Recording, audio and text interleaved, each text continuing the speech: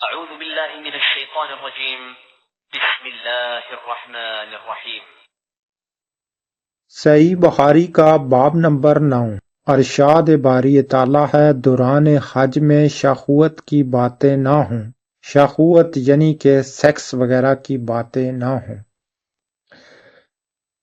صحیح بخاری کی حدیث نمبر 1819 حضرت ابو ہریرہ رضی اللہ عنہ سے روایت ہے، انہوں نے کہا کہ رسول اللہ صلی اللہ علیہ وآلہ وسلم نے فرمایا، جس نے اس گھر کا حج کیا،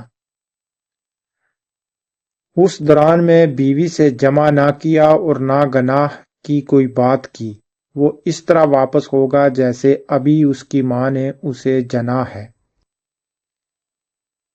یعنی کہ رسول اللہ صلی اللہ علیہ وآلہ وسلم نے فرمایا، جس نے اس گھر کا حج کیا یعنی کہ خانہ کعبہ کا حج کیا، اس دوران میں بیوی سے جمع نہ کیا اور نہ گناہ کی کوئی بات کی، یعنی کہ کوئی بھی گندی بات، بد کرداری والی بات نہ کی، وہ اس طرح واپس ہوگا جیسے وہ ابھی پیدا ہوا ہے، یعنی کہ گناہوں سے پاک اور صاف ہو جائے گا۔